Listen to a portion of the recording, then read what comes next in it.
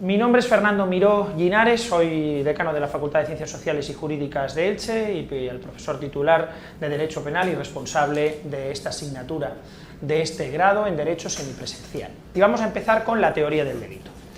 Y la primera clase de teoría del delito, concretamente en la asignatura de Derecho Penal, es el delito. Bien, como sabéis, y ya expliqué al principio, ya se explicó en un vídeo, y además os ha ido explicando Elena Fernández, el derecho penal en la parte general tiene tres partes diferenciadas, ¿vale? Los principios del derecho penal, la teoría del delito y lo que se denomina la teoría de la pena. En la introducción al derecho penal estudia básicamente los principios, que son las garantías y limitaciones del derecho penal, ¿vale?, establecidas legalmente o por medio de la Constitución. La teoría de la pena lo que analiza son las consecuencias jurídicas establecidas a la aplicación o a la existencia de un delito, es decir, el presupuesto es el delito, la consecuencia jurídica es la pena, y después tenemos la teoría del delito. ¿No hay posibilidad de apagar esta luz de aquí? Gracias. Lo que analiza, por tanto, la teoría del delito es el delito. El delito. ¿Qué significa que en la teoría del delito se analiza el delito? Significa que se analiza cualquier delito, no uno en concreto, sino el delito.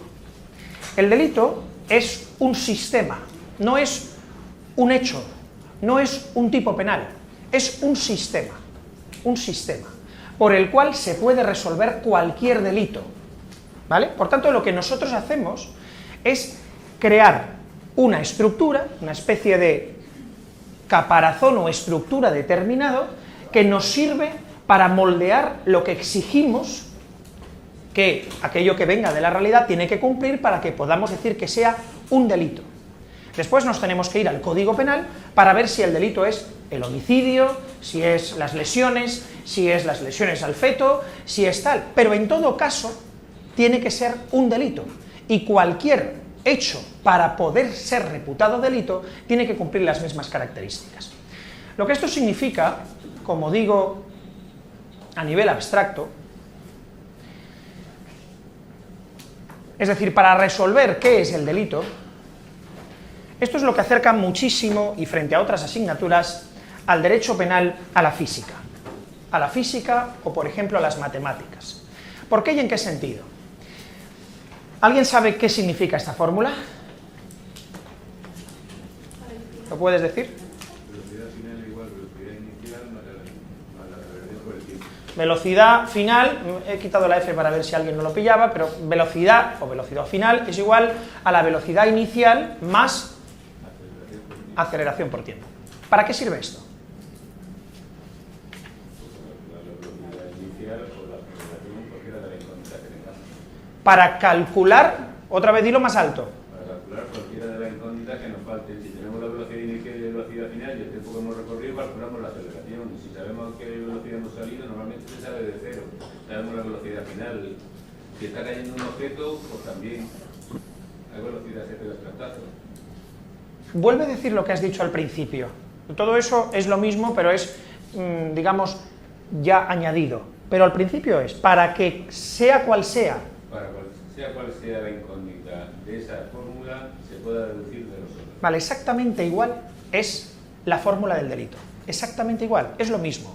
Sea cual sea el hecho, sea la infanta, sea Messi por delitos tributarios, sea una persona física que coge un cuchillo y se lo clava a otra, sea una tarjeta que se tiene y que se utiliza sin llegar al límite de Hacienda, pero a la vez sin que el Consejo de Administración sepa que se está utilizando la tarjeta para eso, sea recibir un regalo por el cargo, sea recibirlo por otra cosa, todo, absolutamente todo cabe aquí. Sea cual sea la velocidad, esta fórmula me indica si el hecho, es decir, o cuál será la velocidad, sea cual sea la velocidad inicial, la aceleración y el tiempo. Y exactamente lo mismo pasa con la fórmula del delito. Un delito es siempre, y sea cual sea, un hecho típico, antijurídico, culpable y punible.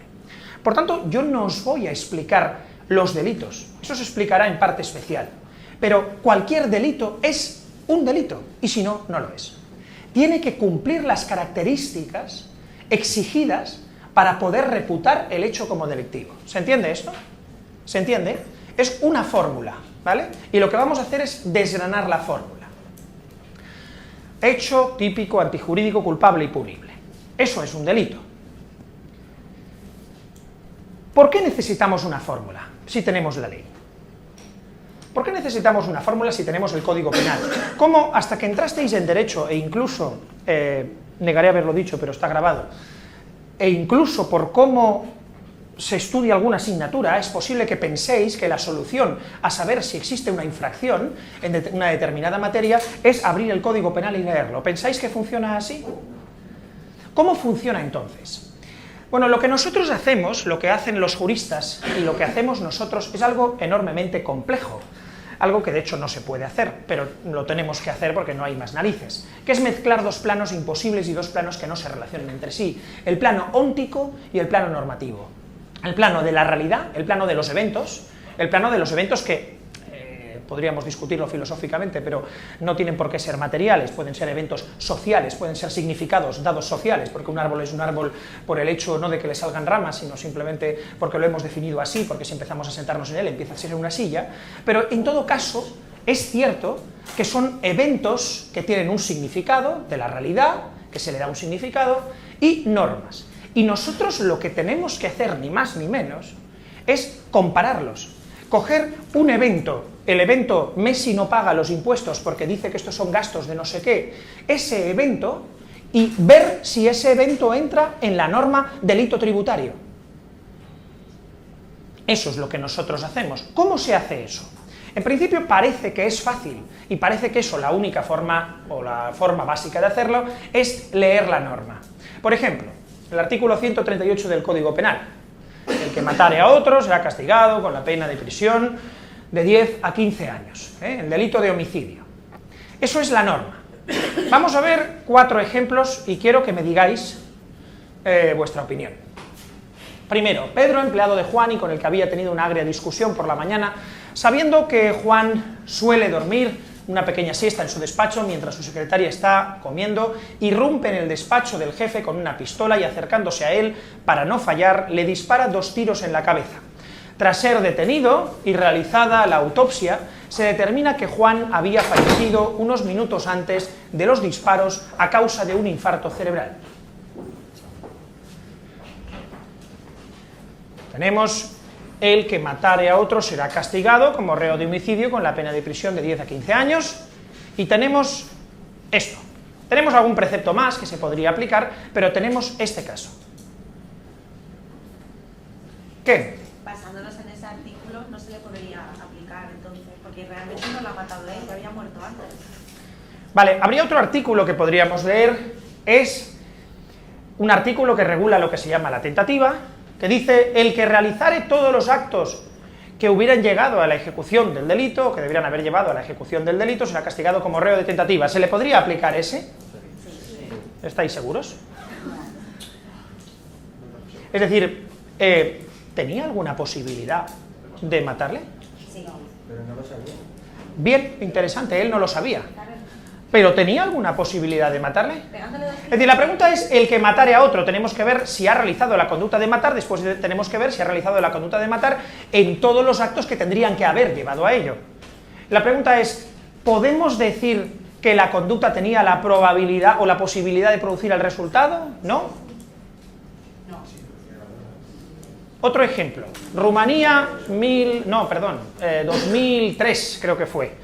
Miradlo en internet, no me lo invento porque este parece que me lo invente. Una chica muere de un infarto, parece ser, fallece, la llevan al depósito de cadáveres, el médico certifica su muerte y, bueno, pues la llevan allí al depósito, el chico del depósito, como siempre, mira a la chica, hace lo que tiene que hacer, pone los papeles, la deja en el depósito, apaga las luces, recoge todo porque es un tío muy ordenado, muy limpio, sale del depósito como suele salir, ficha, sale, se fuma un cigarrito, se mueve un poco por la manzana y se va como si se fuera, pero cuando llega a la primera esquina vuelve a girar, hace la vuelta a la manzana, vuelve al sitio, abre la puerta, entra de nuevo, se quita la bata, se quita la camisa, se quita los pantalones, saca a la chica, le quita la bolsa, empieza a masturbarse, se pone encima de ella y la penetra. Y cuando lleva pues como unos 30 segundos penetrándola, en ese momento ella hace y se despierta. ¿Vale? ¿Alguien tiene un código penal?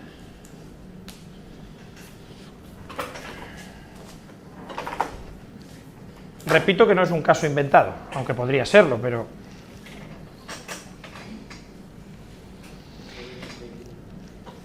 Dice el Código Penal, 2 artículos. Artículo 178. El que atentare contra la libertad sexual de otra persona utilizando violencia o intimidación será castigado como responsable de agresión sexual.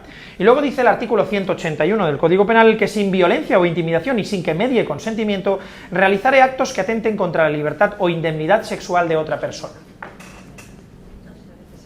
Pregunta, ¿hay violación o abuso? ¿Sí o no? A ver, por aquí, sí, sí. Sí, ¿por qué? Porque la ha violado, aunque esté muerta, pero lo ha hecho el hecho, ¿sabes? ¿Qué es violarla? Pues penetrarla sin su consentimiento. Sí, eso está bien. ¿Sin consentimiento de quién? De la persona. ¿De la persona qué? A la que está violando. ¿De la persona a la que está violando? Sí. No sería necrofilia. ¿Qué es la necrofilia? ¿Está tipificada la necrofilia? No, hay una cosa parecida que está tipificada, que es la profanación de cadáveres. Bien, ¿por qué te planteas que sí sería profanación de cadáveres? Es decir, que el problema que tenemos es que no es cadáver o no es cadáver. En el momento que la viola, él se piensa que es un cadáver, pero es que luego no lo es. Entonces, ahí es donde está el problema. O sea, no sabes cómo... Técnicamente es un cadáver, ¿qué significa? Porque eso tampoco está muy claro. Es decir, hay un papelito que pone que en efecto está muerta y además se hace un procedimiento de certificado de la muerte, tal. Vale. Por tanto, es la única tía que ha superado a Jesucristo. Claro. Ha resucitado. Legalmente no existe el concepto de resurrección y no es posible. Por tanto, no puede estar muerta.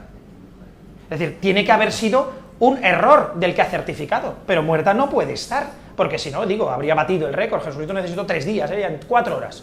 ¡Pam! Resucita. No ha estado muerta. ¿O sí estaba muerta?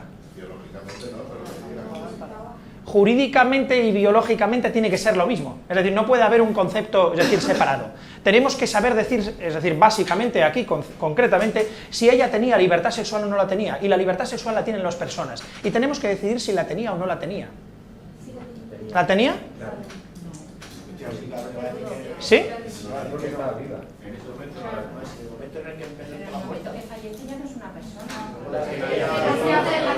Simplemente, ¿estamos de acuerdo que leyendo el Código Penal el caso no se soluciona? ¿Estamos de acuerdo con eso? Es decir, leyendo el Código Penal sin saber cómo lo tenemos que leer y cómo lo tenemos que ver y cómo tenemos que aplicar la fórmula, el caso no se soluciona. ¿Queréis que lo solucione? No, evidentemente. El objetivo de las clases no es que lo solucione, porque yo lo sé solucionar. El objetivo de la clase, y no de hoy, sino al final, es que lo solucionéis vosotros. Y es más, incluso que lo solucionéis de forma distinta como lo soluciono yo. Otro. En el curso de unas prácticas de tiro de los cuerpos especiales de la Guardia Civil, Amado coge su arma y se la da al responsable de la sala de tiro, que le pone munición real en vez de balas de fogueo, tal y como es preceptivo. Amado en su primera intervención dispara a su compañero Luis, pensando que realiza la práctica como siempre, pero le causa la muerte.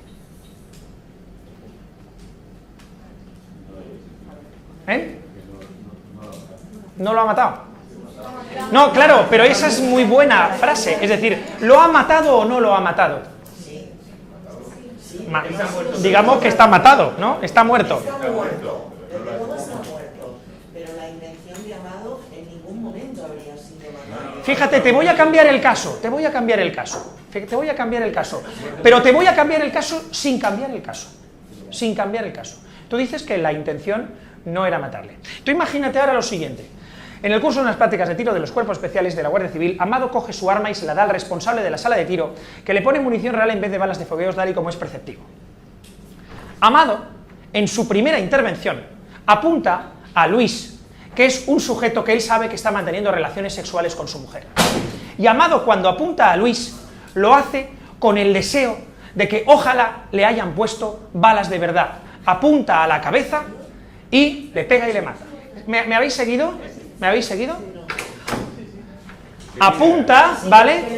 Que tiene intención de matarle. Que tiene intención de matarle. ¿Cambia el caso, sí o no? No. Según tú, sí. Yo sí. Sí cambia, ¿no? Sigo pensando que cambia. Pero hay que demostrarlo. No, se puede demostrar. La ventaja es que esto es penal. La ventaja es que esto es penal. Es decir, aquí la demostración nos la pasamos a otra asignatura, que es procesal. Entonces, todo lo que yo diga son hechos probados, que es muchas veces muy complicado, la prueba, es decir, evidentemente, pero en todos los casos que yo pongo hay declaraciones, hay un extraterrestre que lo ha grabado todo en varias dimensiones, es decir, está todo probado, ¿vale? No nos compliquemos la vida en cómo se prueba.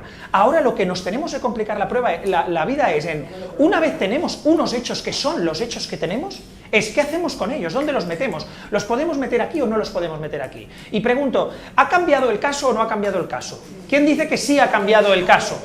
A efectos relevantes, manos arriba. ¿Quién dice que no ha cambiado el caso a efectos relevantes? ¿Por qué decís vosotros dos que no ha cambiado el caso? Porque que ha cambiado las balas.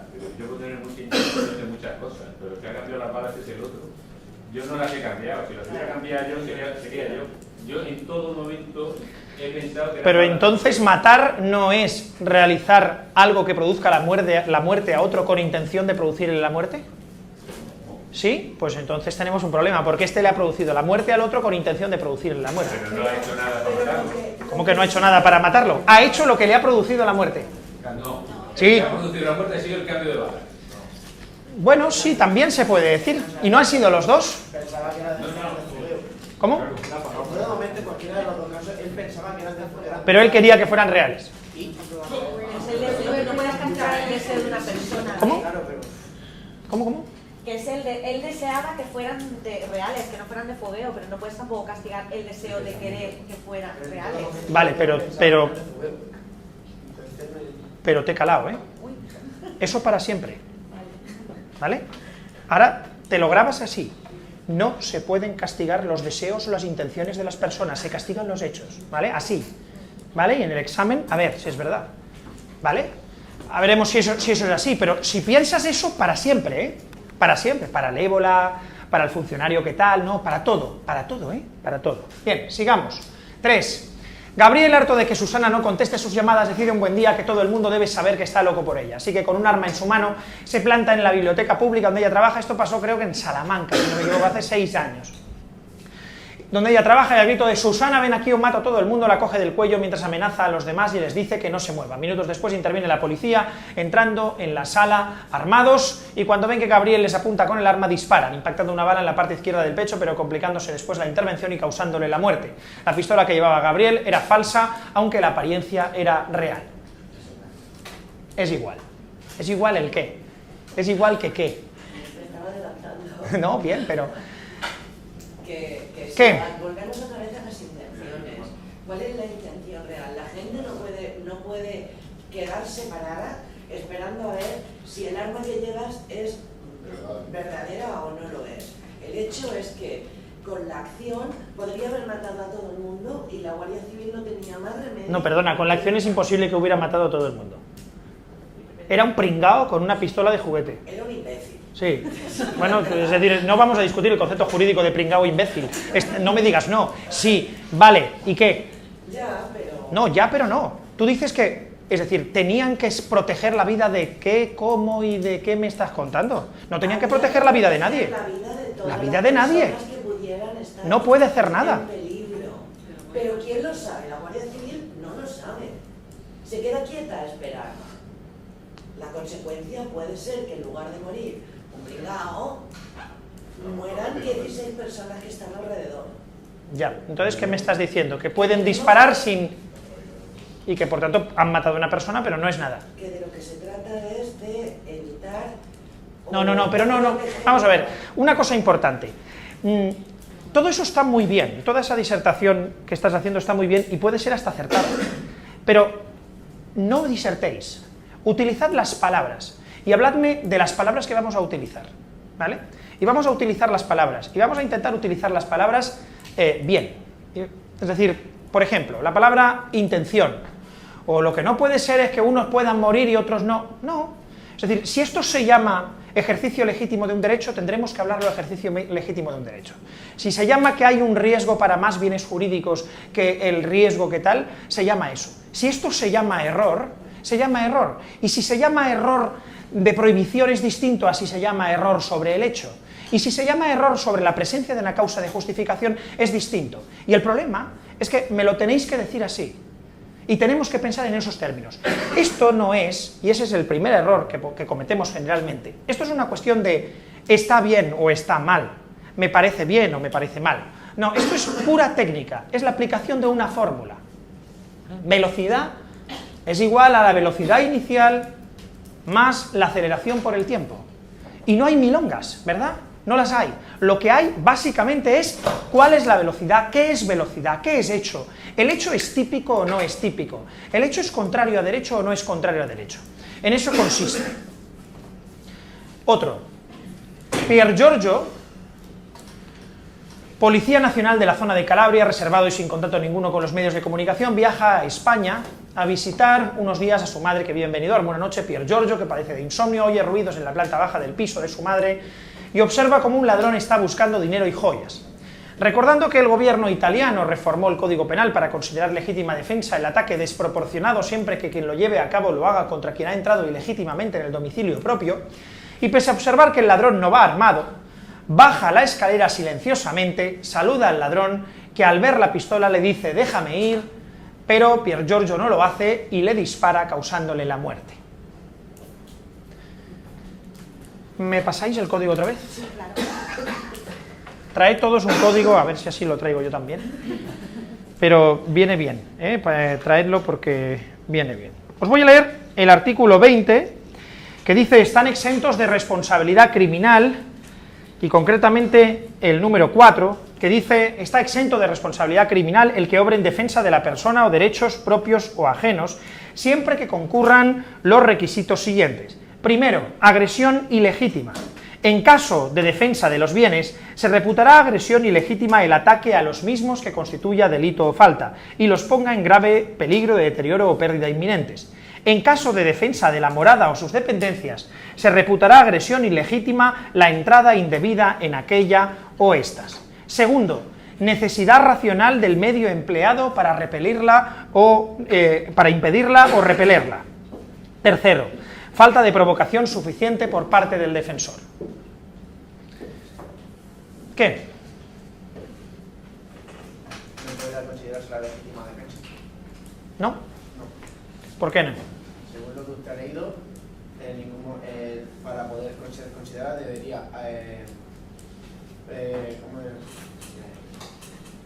tenía que tener justificada en plan que se viera el policía en peligro su propia integridad, que el ladrón lo hubiese amenazado. ¿Y es el caso? En este caso no lo ha hecho. El ladrón le dice que se va, que lo deje irse y el tío le dispara. En este caso no es... Por tanto es un delito. Sí. No se podría justificar... Un delito de homicidio por parte del policía. Sí, totalmente. Bueno, yo no creo que el policía cuando va a esté pensando en el artículo 20 del Código Penal, así que también habría que valorar eso. ¿En qué sentido? Porque sí, que según las leyes no había una necesidad racional de contrapelar el ataque, no había una provocación suficiente. Perdona, y hay un dato importante también.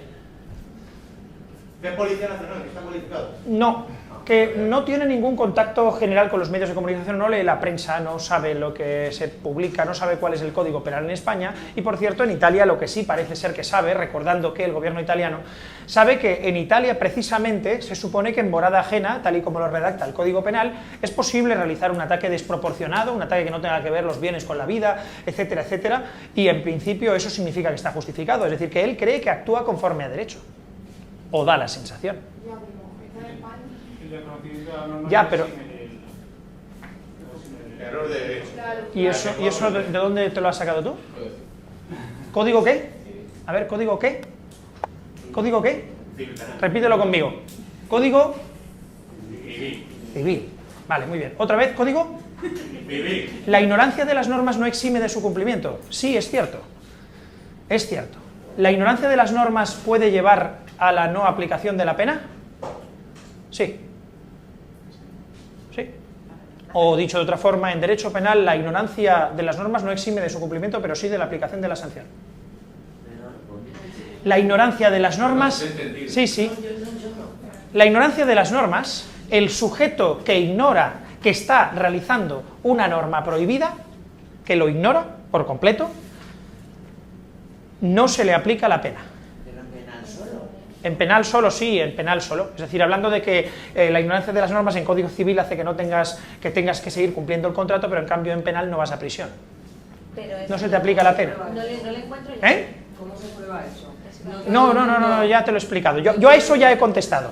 Yo a eso ya he contestado. Hay hechos, está demostrado, es decir, está grabado todo, además lo ha declarado él, etcétera. No me preguntéis más por cómo se prueban las cosas, no me interesa cómo se prueban las cosas. Lo importante es decir, y además me sorprende que os parezca más importante el cómo se prueban las cosas que lo que estoy diciendo. Lo que estoy diciendo es que si se ignora una norma, es decir... Entonces, por esa regla, cualquier persona puede alegar que ignora la norma. O sea, yo soy una ciudadana de calle que sabe Perdona, derecho, y es lo que suele pasar. Por eso me refiero, entonces Sí. eso hace impune a todo el mundo, o sea, hace... Sí, es decir, que sí, somos el país con más gente en prisión en Europa y con menos tasa de delincuencia, con lo cual no parece que se cumpla tu hipótesis.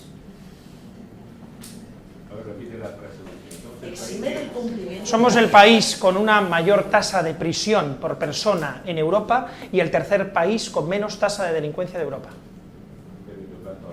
Sí, sí, pero básicamente por dos tipos de delitos, delitos contra la seguridad vial y delitos de violencia de género. Pero bien, ahora no vamos a hablar de eso, ¿vale? Ahora no vamos a hablar de eso. Hemos dicho. Somos un país irracional en la política punitiva, absolutamente irracional, que tiene una política punitiva desproporcionada y que sin embargo tenemos la insatisfacción o la sensación de que es que hay pocas penas. Somos así, damos para lo que damos, es decir, somos muy buenos en otras cosas. Insisto, ¿creéis que un juez o un abogado con esto le basta? ¿Creéis que esto basta para aplicar esto?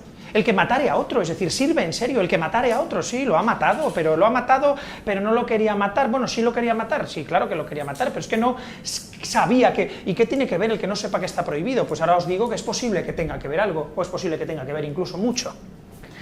Pero puedo, si no, ya hemos quedado. Ahí te equivocas. Yo te voy a dejar hablar, pero te equivocas, ¿eh? Pero, vale. En estrategia. Déjame que te lo diga. Ve. En penal. Y solamente y exclusivamente en penal, la ignorancia de la norma exime el cumplimiento de la pena. Sí. Sí, lo has dicho perfecto. Si hubieras dicho no exime del cumplimiento de la norma, te hubiera dicho no. ¿Exime del cumplimiento de la pena? Sí. Muy bien. Perfecto. Muy bien. Has comprendido el error de prohibición. No sé si del todo.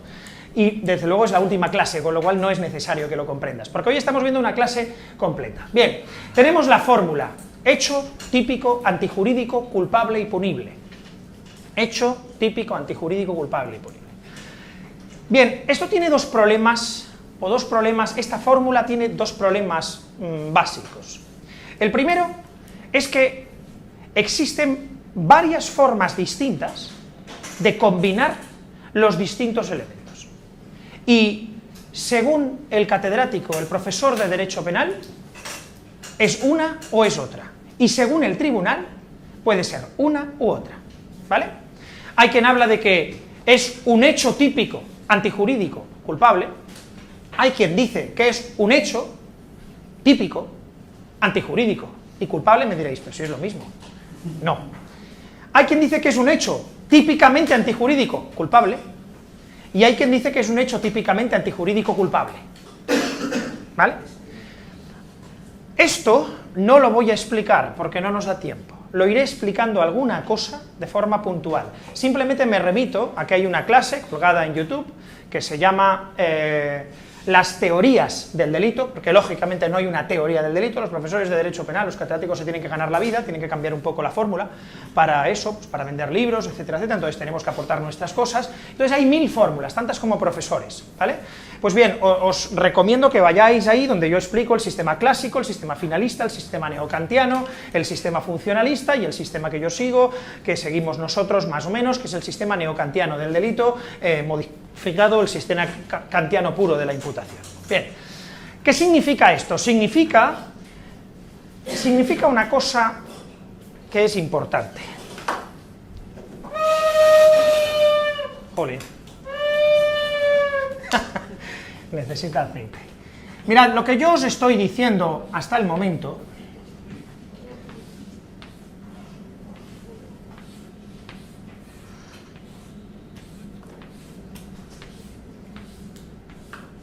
lo que os estoy intentando explicar es que tenemos una fórmula, que es el delito,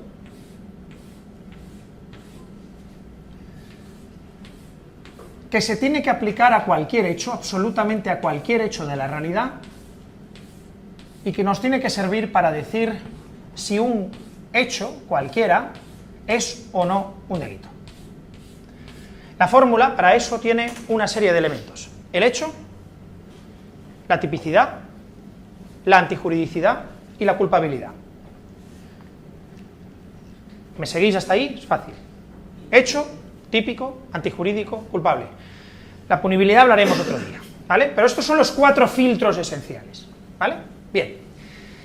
¿Qué significa o para qué sirve un filtro? ¿Para qué sirve un filtro? Para limpiar, sí, pero ¿por qué? ¿Para qué sirve un filtro? ¿Para qué? Para depurar. Para depurar, pero ¿por qué? ¿Por qué mecanismo? ¿Qué hace un filtro? Para filtrar. No me utilices la palabra filtrar. ¿Para qué sirve un filtro? Para dejar pasar una determinada granulometría. Para dejar pasar unas cosas y otras no. ¿Estamos de acuerdo? Y por medio de eso es como limpia, ¿eh? ¿Sí o no? Un filtro lo que hace es que deja pasar cosas, ¿vale? La fórmula del delito hace exactamente lo mismo. Es muy fácil coger que yo os diga Infanta y todos me diríais ¡culpable! Messi, los del Barça, inocente, los del Madrid, culpable, ¿vale? Lo que yo os estoy diciendo es que no funciona así. No existe culpable o inocente. Existe un análisis paso a paso y tenemos que empezar por saber si ha realizado un hecho, después por saber si el hecho es típico, después por saber si el hecho es antijurídico y finalmente por saber si el hecho es culpable y le es reprochable al sujeto. Y entonces, generalmente, el hecho es punible. Curiosamente, en el delito tributario es posible que el hecho no sea punible, es el único delito en el que pagas y es posible que el delito no sea punible, es así, pero bueno, eso es un interés estatal. Silencio, no te voy a dar más la voz hoy, o yo cuando yo diga, ¿vale? Hecho típico antijurídico culpable. ¿Qué significa esto? No, sí, tú, ven, ¿cómo te llamas tú? Ven, ven, ven. Toma, coge la tiza. ¿Y pregunto también? No. Bueno, sí, te dejo preguntar, venga, pregunta. ¿Típico para quién? ¿Para quien ha cometido el delito o para la generalidad? No, típico no es que sea una conducta prototípica, significa que es conforme a un tipo penal. Es decir, el Código Penal está lleno de tipos, ¿vale? Tipos penales. El homicidio es un tipo, el asesinato es otro tipo, las injurias es un tipo penal. Entonces tiene que ser típico, correspondiente a un tipo penal. ¿Muy bien? ¿Vale? Sí, ven, vamos a ver. Ponme cada una de las palabras aquí. Cada una de las letras, H, T, A, C, dime cuál es cuál. No, hazlo bien. Ponme cada una de las letras donde corresponda. O antijurídico y típico. Es típico y antijurídico.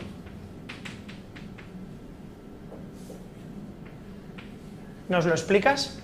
Yo ha sido por cantidad de cosas. No tengo filtrando, pues ese era mi filtro. ¿Y por qué lo haces así? ¿Por qué pones los filtros en ese orden? Porque puedes poner los filtros en otro orden. Sí, yo...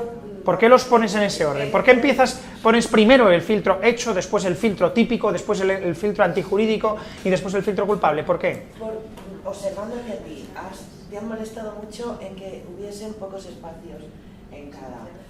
¿Pero y por qué? ¿Por qué? Entiendo que no porque me molesta que haya pocos... muchos menos hechos que actos culpables. Ibas bien. Siéntate, ¿cómo te llamabas? ¿Cómo te llamabas? Inma. ¿Existen en serio muchos menos hechos que actos culpables? Se supone que ese es un filtro. Esto es un hecho. ¿Es un hecho, sí o no? Todo lo que estáis haciendo, mirar, es un hecho. Hecho delictivo, ya te estás pasando. ¿Dónde te estás pasando? Te estás yendo aquí. Hecho delictivo, te estás yendo aquí. Y lo que yo os estoy diciendo es que aquí no se piensa así. Y si pensáis así, la estáis fastidiando. tenéis que empezar a pensar paso a paso y empezar a primero dejar pasar prácticamente todo. Tenemos un evento social, hay un cristal roto y una mujer muerta, ¿vale? Eso es lo que hay, un cristal roto y una mujer muerta. ¿Qué hacemos con eso? ¿Tenemos ya un delito? No. Puede haber sido un terremoto que le ha caído el tal. Un terremoto, por cierto, ¿un terremoto entraría aquí? ¿Dónde se queda fuera el terremoto? ¿Se queda fuera? ¿Porque un terremoto es un hecho? No. No. Ahora, hoy vamos a hablar del hecho, hoy vamos a hablar de la acción. Y un terremoto es de lo poco que no es un hecho. Hay un tipo que ha tirado una piedra. ¿Hay un hecho? Sí. Ya tenemos un hecho. Bueno, no lo sabemos. Bueno, casi seguro que sí. Casi seguro que es un hecho. Prácticamente seguro. Una piedra no es exactamente como una tiza. No es lo mismo. Es difícil. Sobre todo es difícil que se caiga encima de la cabeza de la mujer. Pero en principio es posible que haya hecho. ¿Sería en todo caso típico? ¿Lo sabemos? Con lo que sabemos no sabemos mucho más. ¿Sería antijurídico? No lo sabemos. Mirad, el delito, que es esta fórmula, en realidad, esto es el delito, y la consecuencia de esto será la pena, es, o exige, mejor dicho, realizar un análisis secuencial en el cual los filtros estén puestos de forma adecuada. Imaginaos que yo cogiera este filtro y dijera que un delito es un hecho culpable, típico y antijurídico. ¿Sería lógico? ¿Sería lógico? Sería absolutamente irracional poner la C aquí. ¿Por qué? Porque en el momento en que yo pongo este filtro, si lo hubiera puesto aquí, ¿qué pasaría? Que esto y esto no sirven para nada. Son absolutamente disfuncionales. Entonces, ¿por qué yo tengo que poner primero lo que deja pasar más, después lo que deja pasar menos, después lo que deja pasar un poco menos y finalmente lo que deja pasar muy poco? Porque ese es el juicio de análisis lógico, siempre que yo establezca consecuencias distintas en alguno de estos pasos. Y hay consecuencias distintas. Porque lo que es verdad es que si yo hago esto, se dice que además es esto, se dice que además es esto y finalmente es esto, significa que me aplican una pena. Pero ¿significa que es lo mismo que yo llegue hasta aquí que llegue hasta aquí? Pura intuición, sin saber todavía derecho penal. ¿Significa que es lo mismo que yo haga algo antijurídico que simplemente haya hecho un hecho? ¿Es lo mismo realizar un hecho que un hecho antijurídico? Evidentemente que no. ¿Es lo mismo realizar un hecho antijurídico que un hecho culpable? No. ¿Pero es lo mismo realizar un hecho antijurídico que un hecho que no es nada? Evidentemente no. Por tanto, lo que vamos a hacer es ir paso a paso.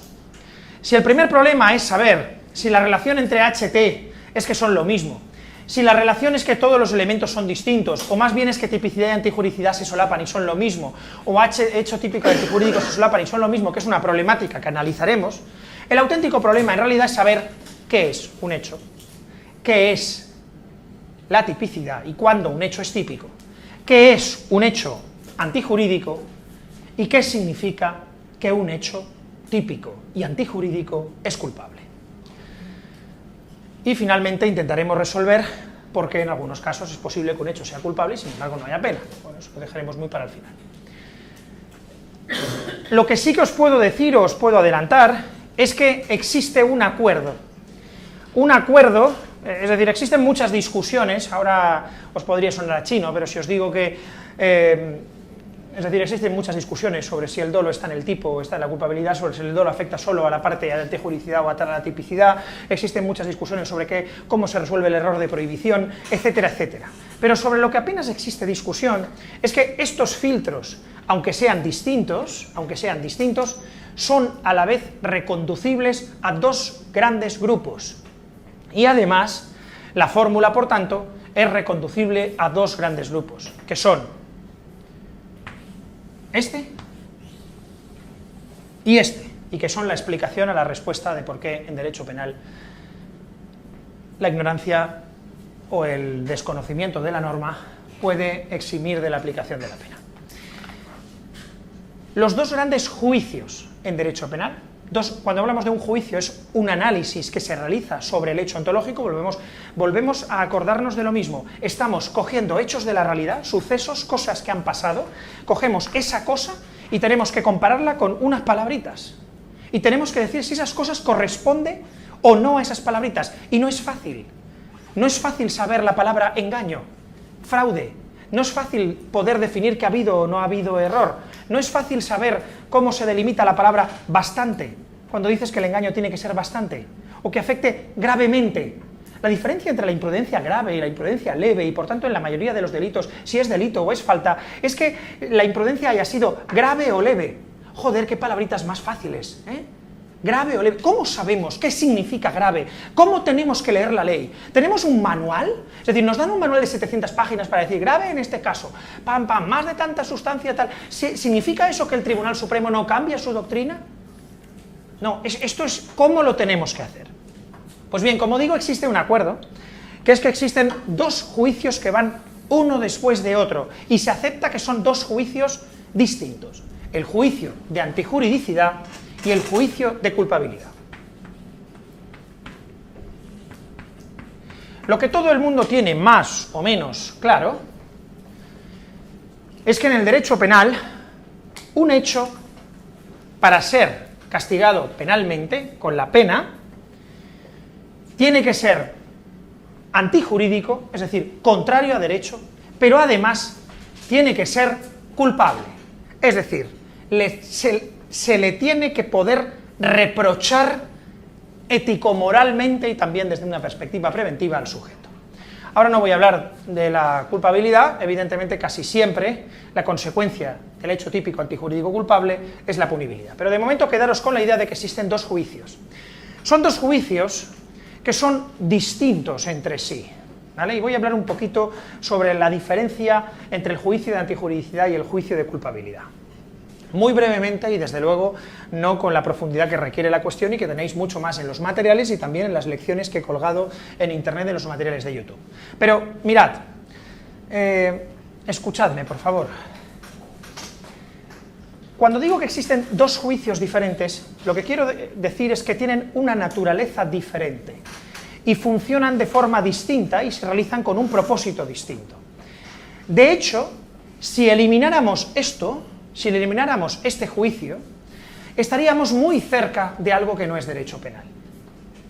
Estaríamos muy cerca del derecho administrativo, estaríamos muy cerca del derecho sancionador tributario y de otros tipos de derechos. ¿Cuál es la única parte del ordenamiento jurídico que puede privar de la libertad a una persona? El derecho penal. ¿No se puede privar de libertad por medio del derecho administrativo? ¿Por medio del ¿sí? No. No. El ius puniendi del Estado lo ejerce el ordenamiento jurídico solo con el derecho penal. Ni el derecho administrativo, sancionador, más gravatorio que pueda haber, ni el derecho tributario, ni el derecho financiero, ni los derechos dispositivos civil, mercantil, pueden privar de libertad a una persona. Solo lo puede hacer el derecho penal. ¿Es una diferencia cualitativa o os parece una diferencia de poca importancia? Es una diferencia cualitativa, estamos hablando de que el derecho penal es el único ordenamiento jurídico que puede decirle a una persona por una cosa que ha hecho vas a estar 30 años privado de tu libertad. Vas a estar 40 años privado de tu libertad, 15, 20, 7, los que sean. Es el único ordenamiento. ¿Y eso en qué digamos, qué implica esa diferencia? Son muchas, básicamente son los principios del derecho penal, la forma en que los principios del derecho inciden en el derecho penal tienen mucho que ver con esa singularidad del ordenamiento jurídico. Pero una de las singularidades esenciales es que en derecho penal no basta para que a alguien se le aplique una pena que puede privar de sus derechos más importantes a un ciudadano y que sea el propio Estado el que viole los derechos que se supone que tiene que tener un ciudadano. No solo tiene que haber realizado algo que es contrario a derecho, sino que tiene que haber realizado algo contrario a derecho que se le pueda reprochar moralmente al sujeto. Imaginaos el siguiente caso. Un policía tiene una pistola reglamentaria en su casa, ¿vale? La tiene bien guardada la tiene bien guardada, la tiene guardada en un cajón con llave, al que además no puede acceder su niño que tiene 6 años. Tiene la llave, pero bueno, pues el policía ahora han tenido unos cambios, ha entrado una chica nueva a limpiar, la chica nueva no sabe lo de la llave, entonces un día le pregunta al marido, oiga, ¿dónde le dejo la llave? ¿Dónde tal? ¿Me puede usted dar la llave para poner la ropa así y tal? El caso es que la mujer no sabe que allí hay una pistola y se deja la puerta del cajón abierta. Un día el niño, que ha visto muchas películas, está mirando por los cajones y encuentra la pistola. El niño, que además ha tenido una discusión con su primo, porque el primo le ha quitado un juguete. Entonces el niño le dice, te voy a matar. Se acerca hasta donde está el primo, que estaban jugando en la misma habitación, le apunta y dispara. Sí, increíblemente la pistola estaba cargada. ¿Vale? Y lo mata. Pregunta, ¿hay delito? ¿Sí o no? No. ¿No? ¿Por qué no? Que los niños no son responsables realmente.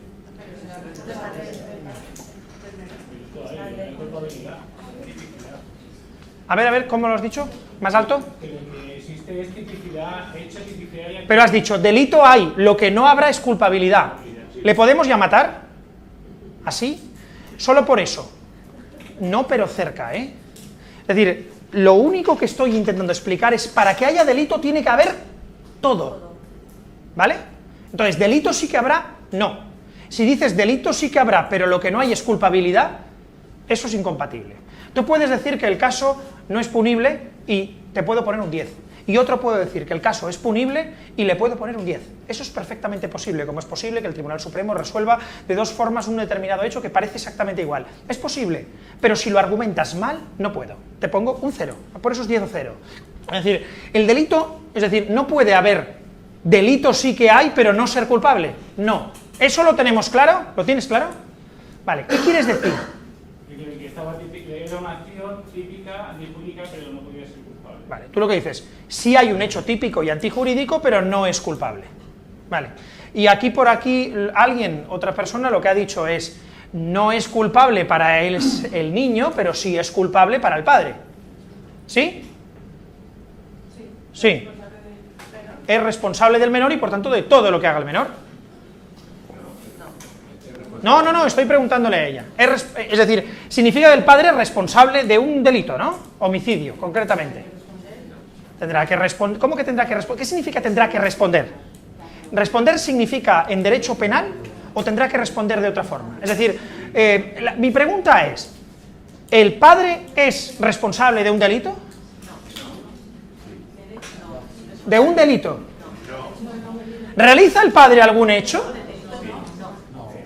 ¿Realiza el padre algún hecho? Sí. Un momento. ¿Quién dice que no realiza ningún hecho? El padre realiza hechos desde que se levanta por la mañana. Vale. Entonces, hechos, sí. ¿Cuál es el hecho que realiza el padre? ¿Dejarse una pistola cargada en un esto puede ser un hecho?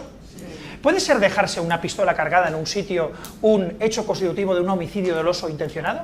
¿Cómo soléis llamarlo vosotros? ¿Un homicidio doloso? Doloso intencionado es absurdo, es como lo diríamos en general, doloso, ¿vale? O intencionado, vamos a decirlo, no existe ni doloso ni intencionado, doloso sí existe, pero no significa intencionado. Pero de momento, un homicidio intencionado, que no existe. ¿Podría ser el padre responsable de un homicidio intencionado solo por el hecho de dejarse la pistola ahí? Sí, sí sabe que lo va a coger otro y le ha dado las instrucciones, por ejemplo, para que mate, podría ser hecho responsable. De momento lo que tenemos son hechos, ¿vale? ¿Cuál es el hecho? El hecho puede ser haberse dejado la pistola. Bien, el hecho es típico, dejarse la pistola es un hecho típico. ¿Sí? ¿De qué?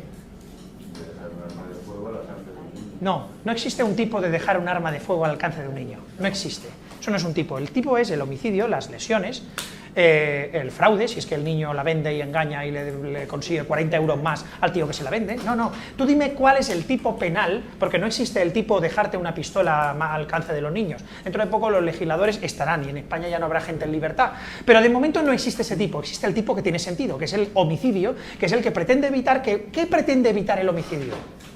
¿Qué pretende evitar? Las muertes, ¿no? ¿El homicidio pretende evitar las muertes? pretende evitar el delito de homicidio. Contestadme las preguntas. No os vayáis, no te borres. ¿Pretende evitar el homicidio, las muertes? ¿Seguro? No. ¿Por qué no? Pretende castigar la sociedad. No, tampoco. Pero va mejor. ¿Prevenir en qué sentido? Si pretendiera el homicidio evitar las muertes, el homicidio castigaría a los terremotos. Iría a por Dios. Es decir, ¿pretende evitar el homicidio y las muertes? No. ¿Qué pretende? La regulación del homicidio, ¿qué busca? Prevenir que no se cometan. ¿Cómo? No realizando hechos. No, o sea... ¿Cómo? ¿Cómo lo hace al regularse el homicidio? ¿Cómo se hace? Diciéndole al que lo haga, si haces esto, que en este momento te puede apetecer hacerlo, que sepas que te va a pasar esto otro. Eso se llama disuasión, que se relaciona con la prevención general positiva y la prevención general negativa de dos formas distintas, pero que en realidad es motivar al sujeto a que no realice una conducta bajo una amenaza de sanción. ¿Sí o sí? Sí. Bien. Dime, ¿es típico el hecho? ¿Sí de qué? ¿Sí? ¿Cómo lo sabes? ¿Por qué? ¿Por qué lo ha matado? Porque hay un muerto y porque si tuviera la pistola bajo llave no hubiera habido homicidio. Muy interesante. Si él no hubiera tenido la pistola en casa, ¿hubiera muerto el niño? No. ¿Eso es así, sí o no? Si él no hubiera tenido la pistola en casa, el niño no hubiera muerto. Mi pregunta es... Y si no hubiera tenido el niño, oye, interesante. Por tanto, ¿quién podría ser cómplice de él? Si no hubieran mantenido relaciones sexuales, por tanto, ese día la cuñada les dijo, venga, quedaos un poco solitos que os hace falta. ¿La cuñada no sería también responsable? Y además tuvo el niño que luego murió. Entonces, al final, todos son culpables. En física está absolutamente demostrado que la causa de la causa es causa de lo causado y que existe equivalencia de las condiciones. Ahora hablaremos de ello. Y que si eliminamos en mente... Es más, os pongo otro ejemplo. Un tipo de unos 42 años, de un aspecto físico, bueno, digamos que agradable, pero no en la estética actual, ¿vale? Descubre que su mujer está manteniendo relaciones sexuales con un chaval de 23 años, musculoso, espectacular, con unos músculos, un tipo que hace fitness, hace bicicleta, jogging, corre medias maratones de 6 en 6, es decir, una auténtica pasada de tipo, ¿vale? Bien, este decide vengarse, pero claro, vengarse de la mujer es complicado, porque entonces si se venga de la mujer después le deja, además tiene que cuidar él a los niños, entonces es un poco complicado. Entonces decide vengarse matándole a él. Entonces un día espera con el coche, él sabe por dónde va este tipo con la bicicleta, con su bicicleta de 120.000 euros comprada en el Decathlon, y va, es decir, espera con el coche encendido a que pase el tipo con la bicicleta, y en el momento en que pasa pega un acelerón espectacular y ¡boom!, le atropella.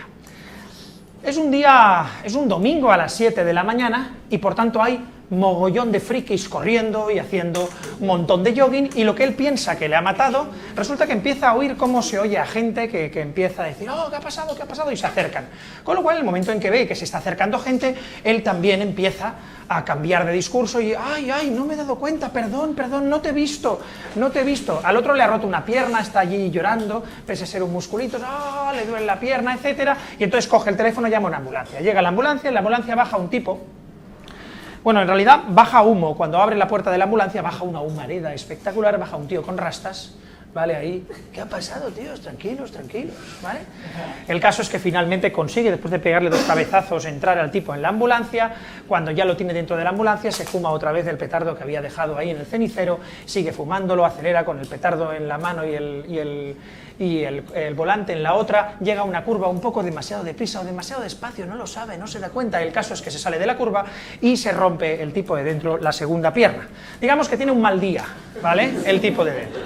Cuando llega al hospital, llega a un hospital que se llama Hospital San Carlos, ¿vale?, en Madrid, y ya podemos decir que tenía un día arruinado, ¿vale?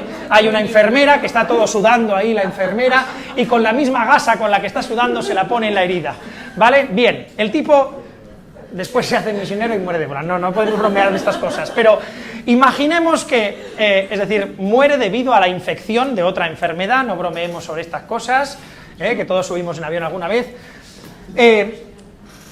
Imaginemos que muere de la infección, ¿vale? Pregunta, ¿hay acción de homicidio por parte del sujeto, del primero? ¿Sí o no? Y ahora dime tú, ¿le ha matado, sí o no? ¿Realiza un delito de homicidio, sí o no? No, ¿por qué? Si tú me has dicho, yo no digo que no lo hagas bien o que no esté bien resuelto, pero el problema es cómo se argumentan las cosas. Tú has dicho que sí ha realizado el otro un tipo de homicidio porque ha realizado el resultado de homicidio. Este también ha realizado el resultado de homicidio, ¿o no? No, pero además de que lo ha intentado es que el tipo ha muerto. Y además, si eliminamos en mente que le atropella, el tipo hubiera muerto, entonces le hacemos responsable. Es un tipo que ha matado a otro, que ha hecho una acción que ha producido finalmente el resultado de muerte, y además, el tipo lo ha hecho con la intención de matarle. Homicidio blanco y en botella, leche, y una mierda, no.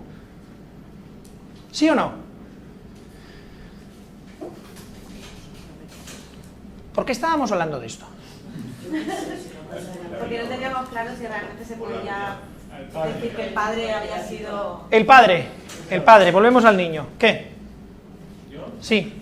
El padre No es culpable. Pero entonces tú sí que también, es decir, el padre no es culpable, pero hace un hecho. No hace ningún hecho. Un hecho sí que hace. Bueno, pero le ha puesto... Un hecho ha hecho hasta la madre del que se fuma el porro. Tener al niño es un hecho.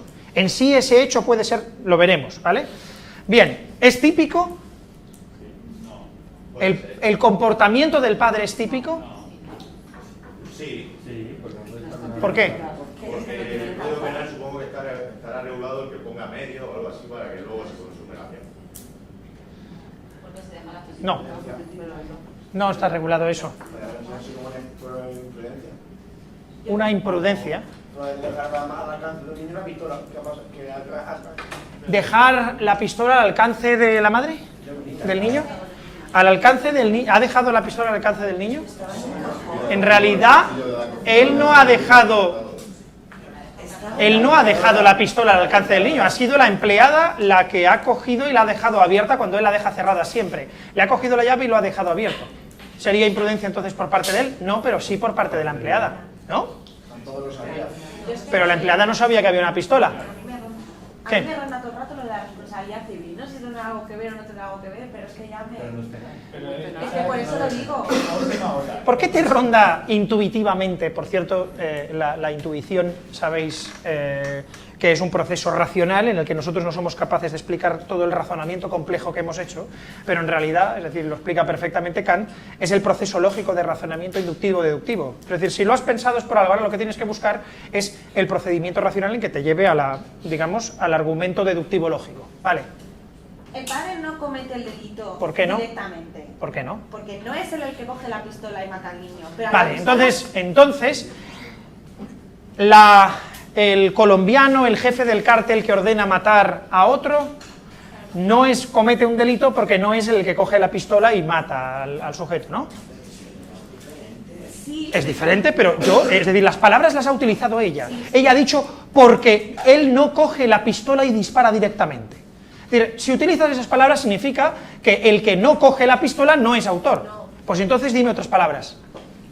¿Por qué no realiza un hecho? ¿Culpable? O típico. ¿No es culpable? Porque no es culpable, está aquí. Está aquí, ¿vale? Pero ahora tenemos que llegar hasta aquí. Vayamos filtro a filtro. Hecho hay, ya lo veremos. Pero en principio parece que sí. Típico es homicidio. Puede ser, hay un tipo de homicidio imprudente.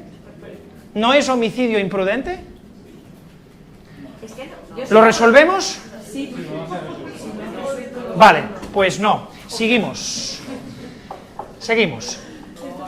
Mirad, esto es la estructura del delito en los distintos esquemas. Lo tenéis en la clase de YouTube, Este es el sistema causalista clásico, parece que no cambia, pero en realidad cambia mucho. Por ejemplo, en el sistema causalista clásico el dolo está aquí, el elemento, el filtro del dolo se sitúa aquí, el saber si el sujeto, lo que sea el dolo, lo sitúan posteriormente a lo que es que el hecho sea típico, por ejemplo.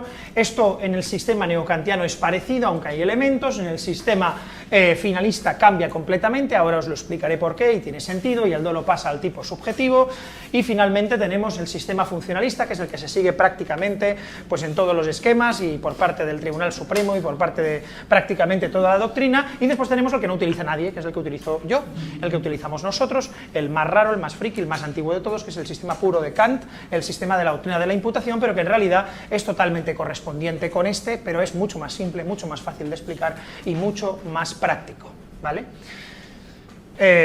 Esto lo tenéis explicado. Yo de todas formas sobre algo de esto voy a ir explicando, que existen diferencias de los sistemas de los delitos, pero para profundizar un poquito más os tenéis que ver esa clase, pero si explico esa clase hoy os mato, pero vamos, totalmente. Por lo tanto vamos a empezar por el primero de los elementos, y el primero de los elementos, el primero de los filtros es el hecho, ¿vale? O lo que es lo mismo, la acción. Bien, lo primero que es importante que comprendáis es que cuando hablo de acción en sentido amplio. Aunque haremos una clase de la omisión, en principio en derecho penal se puede cometer un delito por acción o se puede cometer un delito por omisión. Hay por tanto dos conceptos, que es la acción en sentido amplio, la acción en sentido estricto, que incluye solo la acción, o la acción en sentido amplio, que incluiría la omisión. Para saber cómo tenemos que poner el filtro y qué tenemos que poner en el filtro, lo primero que hay que saber es si un filtro es algo que deja pasar unas cosas sí y otras no, es cuál es la función del filtro.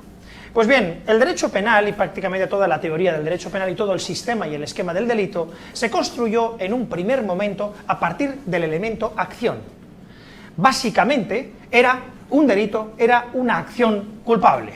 Se consideraba que era una acción culpable, una acción típica, antijurídica culpable, pero la acción, un hecho típicamente antijurídico, digamos que recogía todos los elementos exigidos para que el hecho, además, después, siendo culpable, fuera un delito.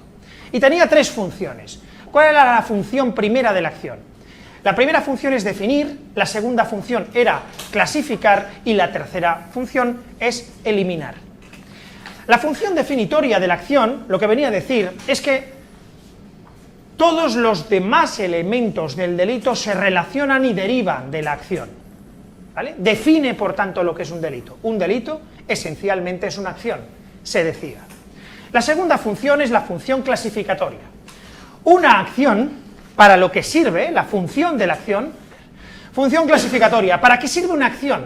Una acción sirve para englobar y diferenciar entre sí todas las conductas relevantes jurídicamente. Si resulta que el derecho penal va a castigar hechos con intención, hechos sin intención, hechos que llamaríamos negligentes, acciones, omisiones, hechos en los que se produce un resultado, hechos en los que no se llega a producir el resultado, pero vamos a castigar el comportamiento anterior, todos tienen que ser acción, decía la función clasificatoria. Y además, la acción y el concepto de acción nos tiene que servir para clasificar y para diferenciar todos y cada uno de esos hechos. La última función, la acción para lo que sirve, ahora es para fijar aquellos acontecimientos que no interesan al derecho penal. Por tanto, ya no es que clasifica, ya no es que define que es un delito, sino que la acción simplemente lo que sirve es para eliminar acontecimientos que de base o de inicio no interesan al derecho penal. Como digo, estas eran las tres funciones que se atribuían clásicamente al concepto de acción. La función limitadora o negativa, la última de ellas, lo que servía para eliminar es, en primer lugar, hechos de la naturaleza. Los hechos de la naturaleza no son acción, por tanto, lo primero o el primer elemento acción es que identificamos acción con acción humana, hecho humano. En segundo lugar, los pensamientos, cogitationem poena nemo patitur, no se puede sancionar a alguien por el pensamiento, tiene que haber un hecho, una exteriorización, eso es acción y no el mero pensamiento. Los movimientos reflejos no serían acción, la fuerza irresistible no sería acción, la inconsciencia, sueño, embriaguez, letárgica o hipnotismo no sería acción, los hechos atribuibles a otras personas tampoco serían acción. Bien, estas serían las tres funciones teóricas que tiene que tener el concepto de acción. A partir de ahí existen varias concepciones de la acción, muchas concepciones, pero vamos a estudiar las más importantes y tenemos que cogernos a un concepto de ellas. Esto, por cierto, ¿para qué sirve? ¿Para qué sirve saber si hay acción o no? Para saber si pasamos el primer elemento del filtro y para saber quién es responsable penalmente tiene que haber realizado en primer lugar una acción. Pues bien, el primer concepto que se dio es el concepto causal de acción. A finales del siglo XIX y a principios del siglo XX, por parte de von Belling, otros autores, se habla de que una acción es un movimiento corporal voluntario que causa una modificación en el mundo externo. ¿Vale? ¿Esto es una acción? ¿Sí o no? ¿Sí o no?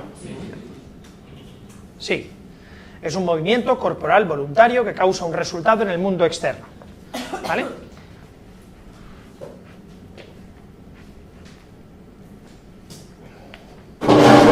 ¿Y esto es una acción?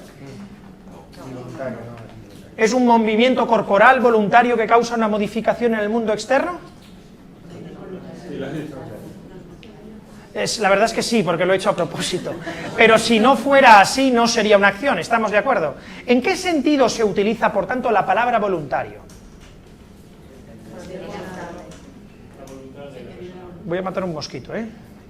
Ay, perdón. ¿Eso sería una acción? No, yo le quería pegar al mosquito. ¿Sería una acción? Le quería pegar... Por cierto, sigues teniendo el mosquito. ¿Sería una acción? ¿Sería una acción, sí o no? ¿Es un movimiento corporal voluntario? ¿Sí o no? Entonces, ¿en qué sentido se está utilizando el concepto de voluntad? Porque yo no tengo intención de pegarle a él con la tiza. Esto sí sería intencionado. ¿Entendéis lo que quiero decir? Bien, el concepto causal de acción, dice que es una acción como causación de un resultado. Pero además, a ver si lo tengo, no sé si lo tengo en la presentación. Bueno, hay varios conceptos causales de acción, bien, pero además lo importante es que cuando habla de un movimiento corporal voluntario, está utilizando el concepto de voluntad en el sentido de volición. ¿Qué es lo que no es acción? Si yo estornudo y se me cae la tiza, no sería acción el tirar la tiza. Si yo tropiezo y se me cae la tiza, no sería acción. ¿Me seguís? Si yo tiro la tiza y no le pego donde le quería pegar, ¿sería acción? Sí, porque hay volición, hay un control básico, un control y un conocimiento del movimiento que yo realizo, y por tanto eso es acción, ¿vale? Bien, existen dos modelos básicos, el concepto causal naturalista y el concepto valorativo, sobre eso no nos vamos a pasar mucho tiempo, pero básicamente el primero, que es el concepto de von List y de Belling, sostiene que la acción es un movimiento corporal causado por un impulso de la voluntad que causa una modificación en el mundo exterior. Después hay un concepto ya más valorativo, es decir, ya no es un concepto meramente ontológico de descubrimiento de lo físico, de lo que sucede en la realidad, sino un concepto de valoración del evento, en el que dice que la acción no es un hecho naturalístico ajeno al valor, sino que es una causación susceptible de soportar los juicios de valor. Eso os lo miráis mejor en la explicación que hago en YouTube de todo eso, porque ahora mismo suena un poco chino y no tenemos tiempo para explicarlo. ¿Vale? ¿Cuáles son los problemas del concepto causalista de acción? Nos vamos de nuevo al ejemplo del tipo que muere con esa variante extraña de ébola, ¿vale? Primero atropellado por mí, lo atropello con intención de matarle, le atropello porque se está acostando con mi mujer, el tipo llega, el de la ambulancia que va fumado totalmente, le recoge, el tipo fumado tiene el accidente unos metros más adelante, por eso se rompe la pierna y entonces finalmente tiene que ir al hospital. Cuando va al hospital le atienden, la enfermera le atiende secándose el sudor y poniendo la gasa y entonces le infecta de ébola y el tipo muere, ¿vale? ¿Hay acción por parte de la mujer que le pone la gasa, sí o no? ¿Hay acción por parte del tipo que le lleva en el coche? Sí. ¿Hay acción de homicidio? El problema es que hemos dicho que la acción define lo que es homicidio. Por tanto, ¿hay acción? Sí. La acción clasifica, por tanto define, y por tanto la acción tiene que ser ya, es decir, básicamente el elemento definitorio del delito.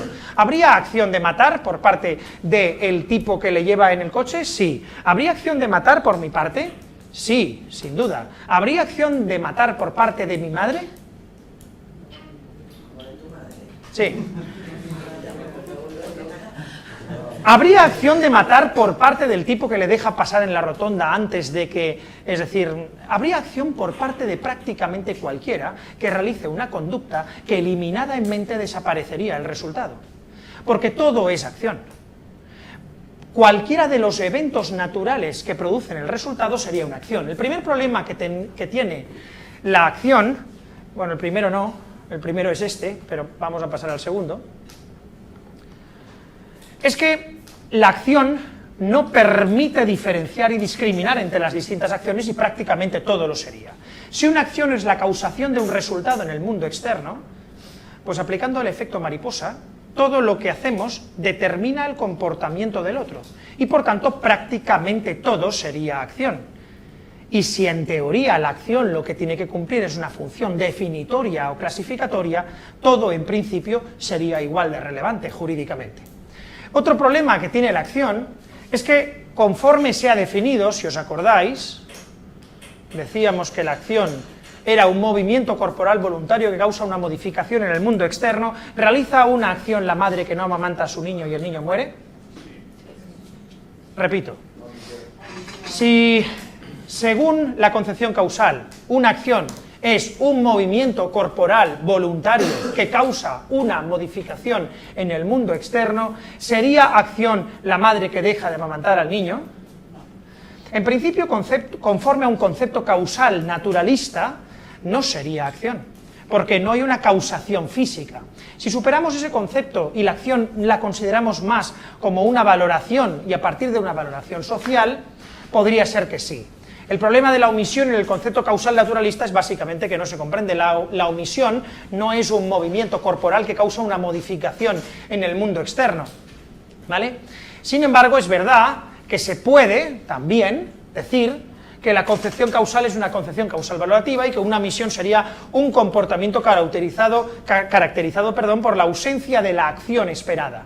Entonces la acción no sería la causación del resultado, sino el no realizar lo que jurídicamente se supone que hay que realizar.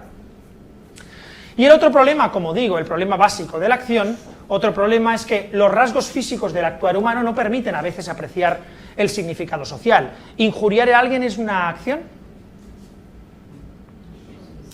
¿Causa un resultado en el mundo externo? Si se entiende desde una perspectiva naturalista diríamos que no, pero si lo entendemos desde una perspectiva social, sí. Bien, el problema del concepto causal de acción básicamente era que un concepto demasiado amplio. Todo prácticamente era acción. Y por eso, para intentar reducir el coto de lo que es acción, surge el concepto final de acción.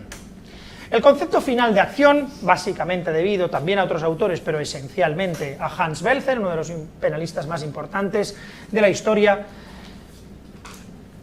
Belzer parte básicamente y esencialmente de un concepto causal de acción.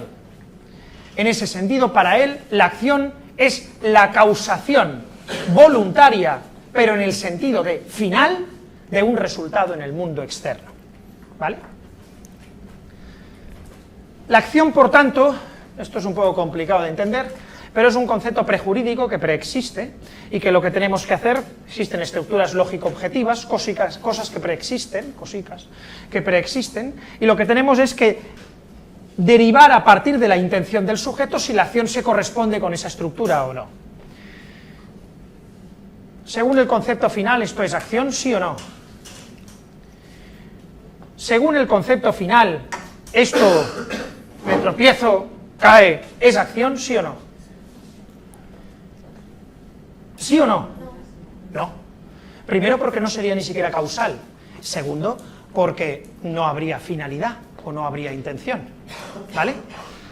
Pero además, pregunta, si yo quiero dejar la tiza aquí, la quiero dejar, ¿vale? Dejo la tiza. ¿Eso sería acción según el concepto final de acción? No. ¿Por qué no? Porque no ha sido un hecho voluntario el decir algo.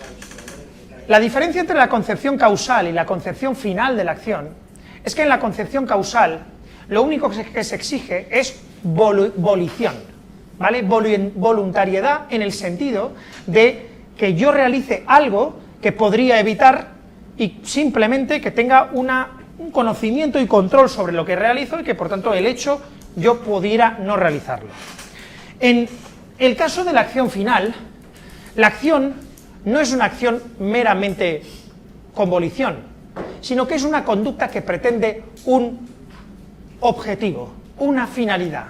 Por tanto, solo hay acción en el caso de que realmente se pueda decir que yo pretendía hacer eso. ¿Se entiende? La voluntariedad de la acción se refiere a la finalidad con la que se realizó. Y por tanto, solo es acción la acción final, la acción voluntaria del sujeto. ¿Cuáles son los problemas que tiene este concepto final de acción? ¿Se os ocurre alguno ya? Bueno, primero, los delitos de mera actividad tendría problemas. Esto no lo voy a explicar. Pero, básicamente, el principal problema que tiene el concepto final de acción es con el delito imprudente. Si la acción tiene que servir y solo es delito aquello que es acción, y decimos que la acción tiene que ser final, dirigida a algo, una negligencia, el sujeto que no está hablando por teléfono y no frena a tiempo, y no le da tiempo a frenar el tren en el momento en que eso no sería acción. El sujeto que dice, bueno, pues el barco que se vaya para afuera, en vez de decir que se venga para adentro haciendo, eso no sería acción. Independientemente de que haya conocimiento o no haya conocimiento, se supone que la clave para que haya acción es que haya una intención. Por tanto, los delitos imprudentes, en los cuales la finalidad del sujeto resulta absolutamente irrelevante, a lo mejor también en los dolosos, ya lo veremos, también en los movimientos automatizados, no hay auténtica finalidad y por tanto no entrarían dentro del concepto de acción. Y por eso surge un nuevo concepto. El otro concepto es el concepto social de acción.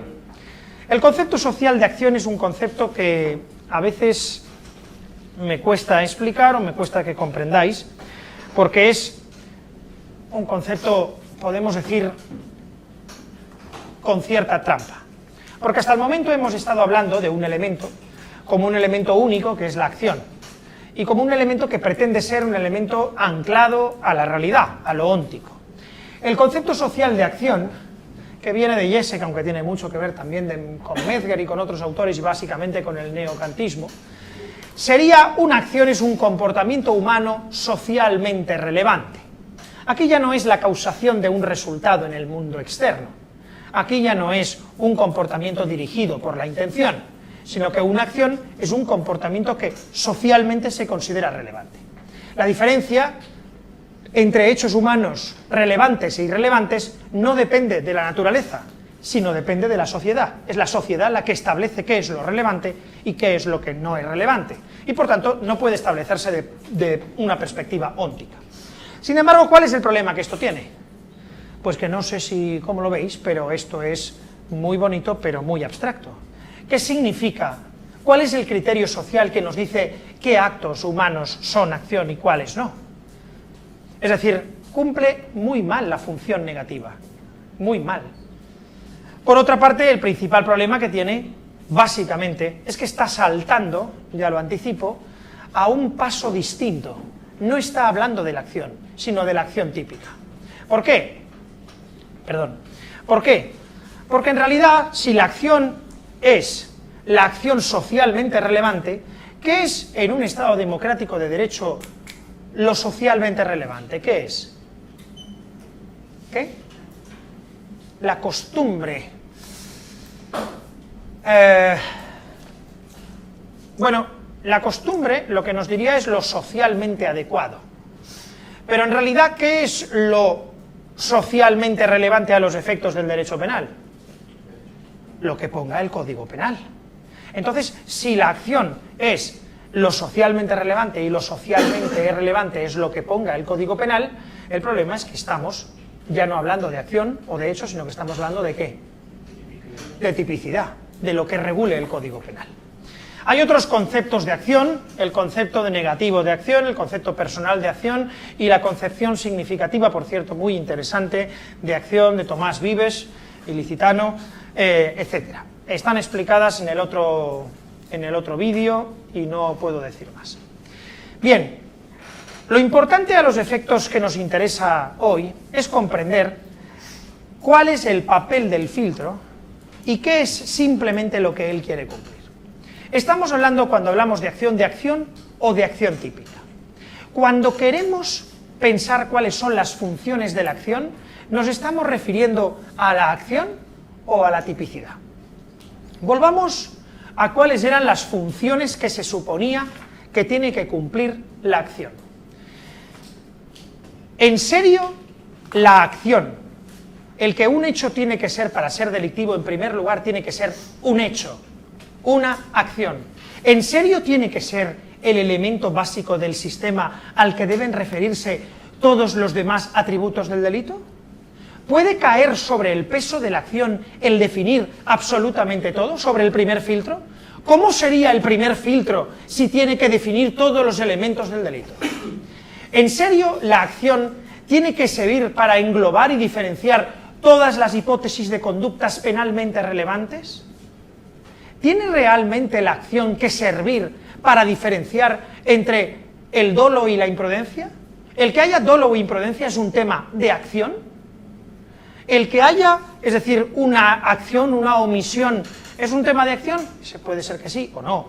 El que se castigue como delito de resultado, se castigue como delito de actividad, el que se castigue como consumado o como tentativa, ¿tiene que ser un problema de acción?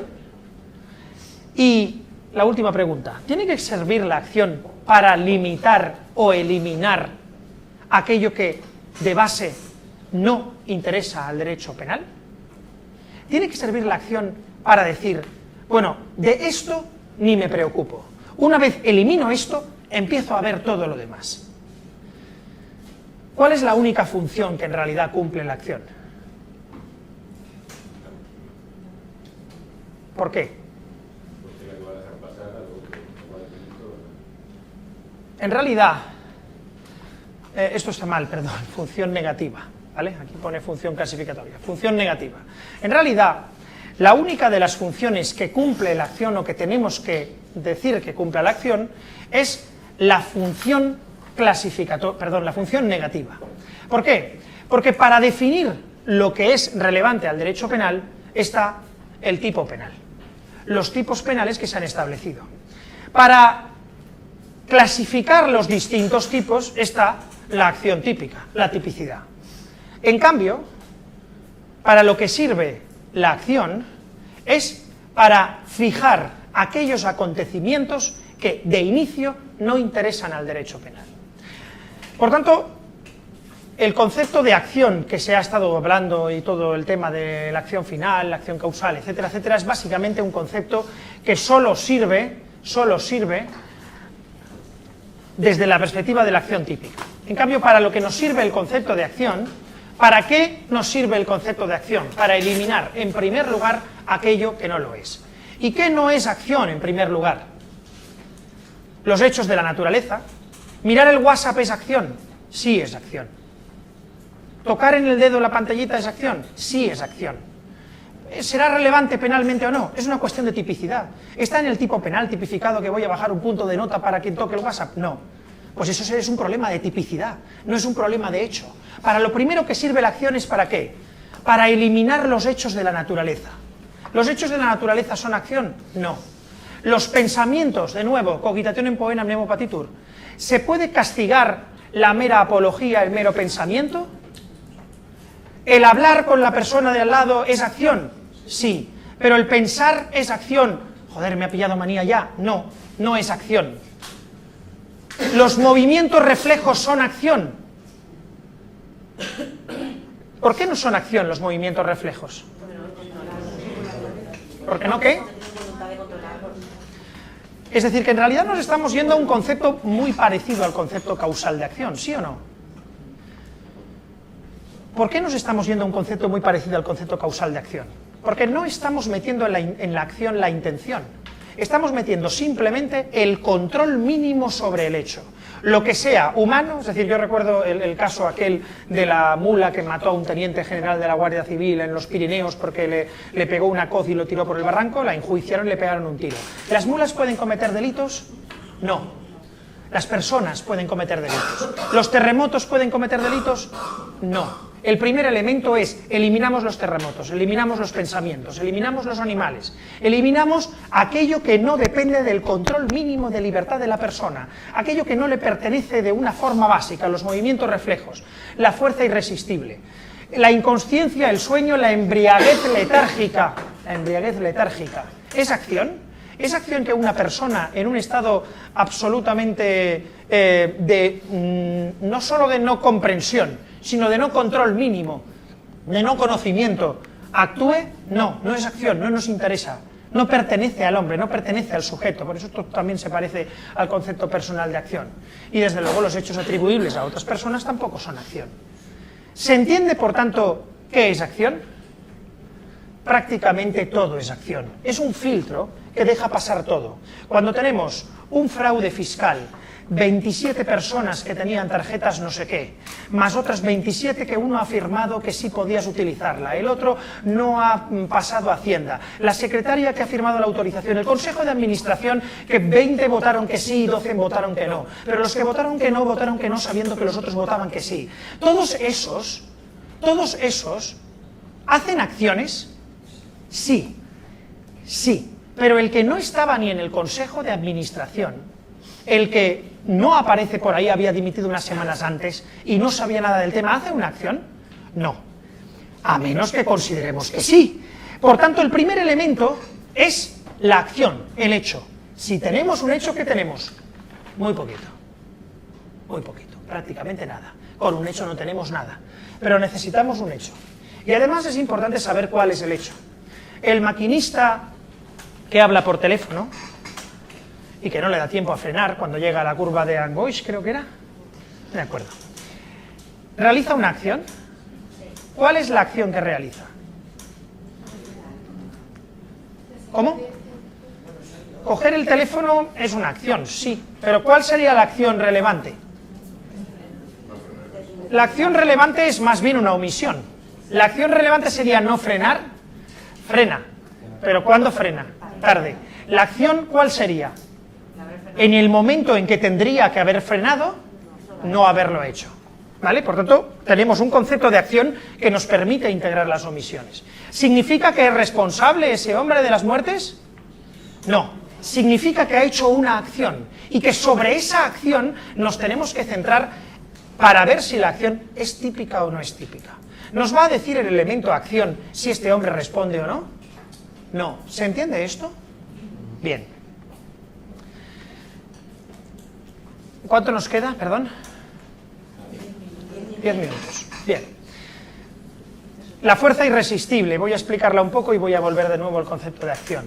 La fuerza irresistible es una de las causas que eliminan la acción. Hay que diferenciar la fuerza irresistible de otro concepto penal que es la fuerza mayor. ¿Qué es la fuerza irresistible? Supone que es un influjo externo que impide al sujeto controlar su actuación. Los requisitos, por tanto, es que se tiene que tratar en primer lugar de fuerza física, tiene que ser irresistible y tiene que ser externa. Fuerza física. La vis moralis o intimidación no excluye la acción, sino la culpabilidad. Un hombre que está en Colombia y que tiene que venir a España, su familia está también en Colombia esos días, le secuestran a su mujer y a su hija y le dicen que si no se traga unas bolas de cocaína y las transporta dentro de su cuerpo, que matarán a su hijo y a su mujer cuando llegue a España. El hombre, ante el temor de que lo hagan, porque además ha visto cómo se lo hacían a un compañero y cómo mataban a la mujer de un compañero que se negó a hacerlo, se traga las bolas, en la frontera le pillan y le sancionan como autor de un delito de tráfico de drogas. ¿Habría acción por parte del hombre? ¿Está en un caso de fuerza irresistible, sí o no? ¿Está en supuesto de fuerza irresistible, sí o no? ¿Por qué no? Más alto. ¿Eh? Es una intimidación moral. Es decir, estaríamos ante un caso, en todo caso, de inexigibilidad. ¿Realiza un hecho? Sí, y como veremos, además, el hecho es típico y es contrario a derecho. Otra cosa es que, aunque os haya parecido extraño, no solo es que la ignorancia de las normas exime de su cumplimiento, sino que determinadas causas morales eximen del cumplimiento. Hay casos en los que vamos a decir, vale, has hecho un hecho antijurídico, y por tanto, por cierto, algo es. El niño ha seguido matando al otro. ¿Ha matado el niño al otro niño? Sí, lo ha matado. ¿Lo ha matado? ¿Lo ha matado el padre, por cierto? No, y en mi opinión ni siquiera con imprudencia, pero eso ya lo discutiremos. Lo ha matado el niño. Ha realizado un hecho, el hecho es típico y el hecho es antijurídico. Lo que pasa es que al niño no le podemos reprochar. ¿Y sabéis por qué no le podemos reprochar? Porque no tiene capacidad de comprensión, no tiene capacidad de comprender la motivación conforme a la norma. Y la norma lo que pretende, básicamente, ¿qué es? Aunque esa señora mire con mira, ya estamos con la capacidad de comprensión, así ya hay tantos en libertad. Pues, ¿qué es la capacidad de comprensión? La capacidad de comprensión es que solo a aquel sujeto que se puede someter a la norma, el tipo que está asesinando, acuchillando a su mujer y piensa que es un pájaro que lleva tiempo queriendo comerle el cerebro y que tiene una esquizofrenia y que se ha demostrado que tiene y que no comprende absolutamente lo que está haciendo, ese tipo no tiene capacidad de comprender la norma. Por tanto, no se le puede reprochar el hecho. Por tanto, le dejamos en libertad. ¿Sí o no? Yo no he dicho eso. Por tanto, no comprende la norma. Por tanto, no es culpable. Pero que no sea culpable no significa que no haya realizado un hecho típico y antijurídico. Existen en derecho penal dos consecuencias jurídicas. Una es la pena. La otra es una consecuencia jurídica distinta, la medida de seguridad. El delito tiene como consecuencia la pena. El hecho típico y antijurídico, pero no culpable, puede tener otra consecuencia jurídica, la medida de seguridad. El inimputable, el esquizofrénico, no se le puede reprochar el hecho. No se le puede reprochar porque no tiene capacidad de someterse al mensaje normativo. Y la norma lo que pretende es que el sujeto cambie la conducta. El tipo que no sabe que una norma está prohibida no puede someterse a la comprensión. No puede. Si no sabe que está prohibido, ¿está realizando un hecho típico y antijurídico, sí o no?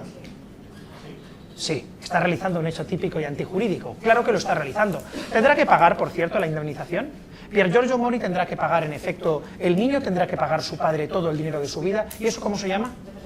Responsabilidad civil. Es un hecho típico y antijurídico, pero no se le puede reprochar. Y el esquizofrénico realiza un hecho típico y antijurídico, sí, pero no se le puede reprochar y por eso lo dejamos en libertad. No, no lo dejamos en libertad. Se le aplica un internamiento porque realiza lo que se denomina un estado peligroso. Y por tanto es posible que cumpla la misma pena de prisión en una prisión muy parecida que se llama Foncalén en el penitenciario psiquiátrico de Foncalén, pero no como pena, sino como medida de seguridad, y eso lo veremos otro día. Bien, por tanto, no confundir, muy importante, la vis moralis o la fuerza mayor, perdón, con lo que estamos hablando ahora, que es la fuerza irresistible. Esto es fuerza irresistible, no vale, no es el supuesto de la fuerza mayor, es una fuerza física. Estoy en una cola del cine y me empujan y al empujarme caigo sobre otro, le pego con la cabeza, él se pega contra la repisa de la chica de las palomitas que vende ahora las entradas, se abre la cabeza y muere.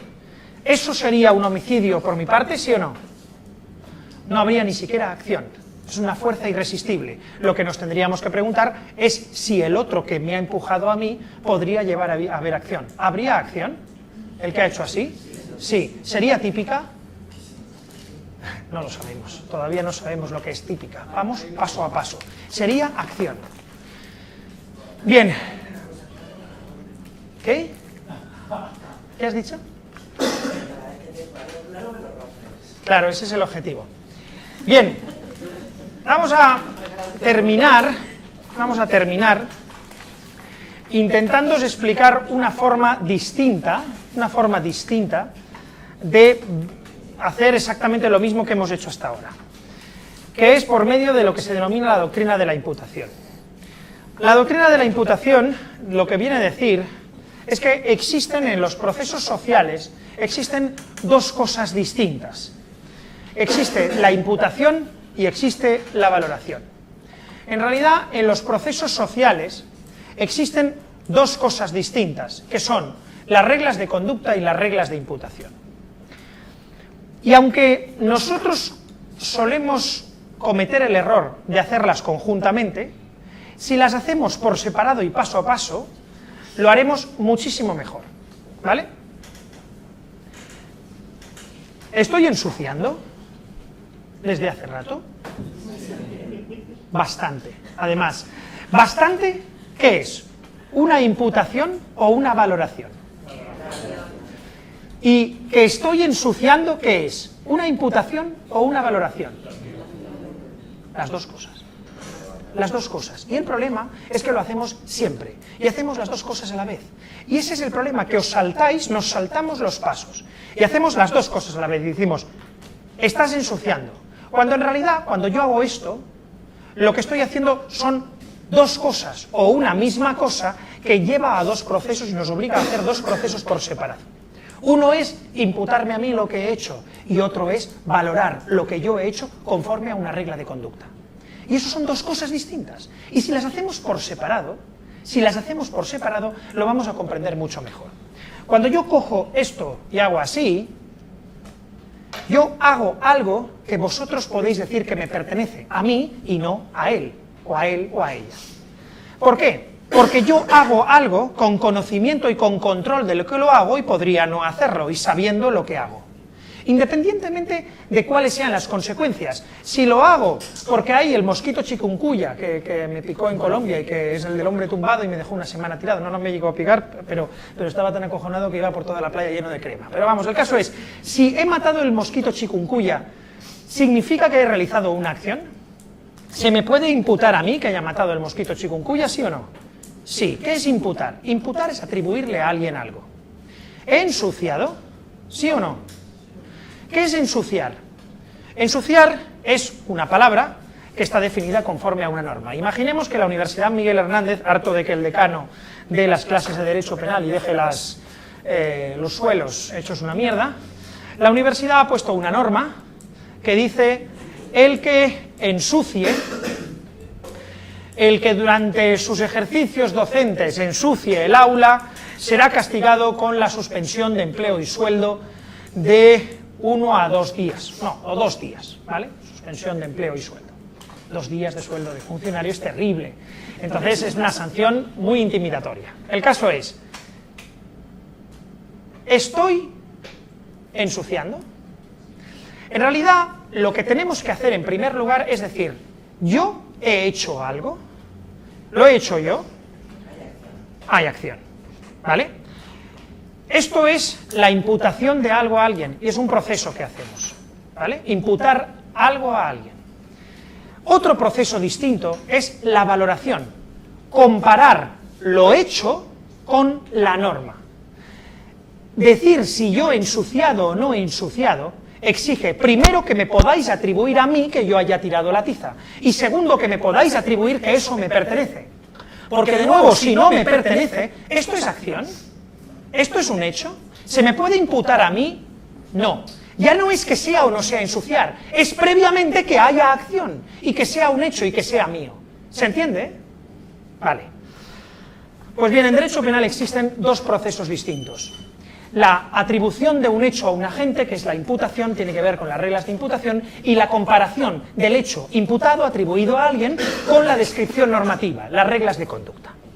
Pues bien, en el delito, lo que hacemos, en primer lugar, en el primero de los filtros, es imputar hechos. Imputatio facti, ¿vale? Imputar un hecho. ¿Y qué es imputar un hecho? La imputación de un hecho se hace por medio de reglas de imputación y supone la atribución de un hecho a un agente, nada más. Todavía Jesús no supone valorar el hecho. No supone todavía eso. Supone simplemente atribuirle a alguien lo hecho, pero todavía no decir si lo hecho es o no conforme a la norma. ¿Se entiende? No saltemos el paso. No digamos has ensuciado. Primero dime, tú has hecho eso, y eso es ensuciar. Hagámoslo así, ¿vale? ¿Se entiende? Bien.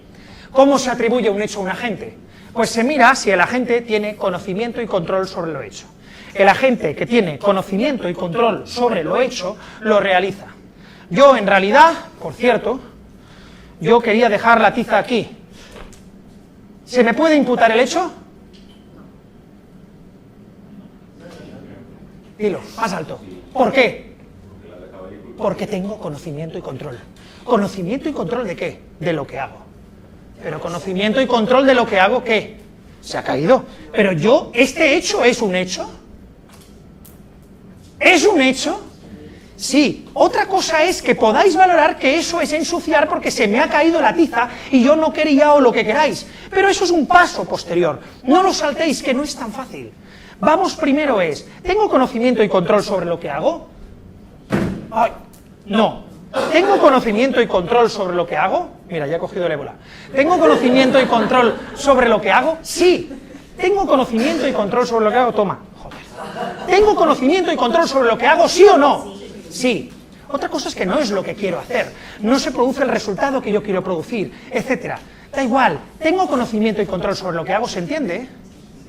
Bien. He cogido el ébola 7 veces. Esto es la imputación. Y después, y lo dejamos hoy aquí, que haya un hecho no significa nada más que el hecho existe y que el hecho es mío y que me pertenece a mí. Pero para que el hecho sea algo, habrá que hacer algo más. Habrá que comparar el hecho con la regla de conducta y habrá que decir que eso es ensuciar. ¿Cómo se dice si esto es ensuciar?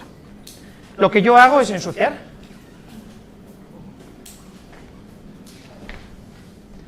Por cierto, esta parte es la más difícil. Viene la semana que viene, pero es la más difícil. Porque hay jueces que dicen que sí, hay jueces que dicen que no, hay jueces que dicen que eso es engaño, hay jueces que dicen que no. ¿Por qué? Esto, que es mío, es fácil. Eso es ensuciar.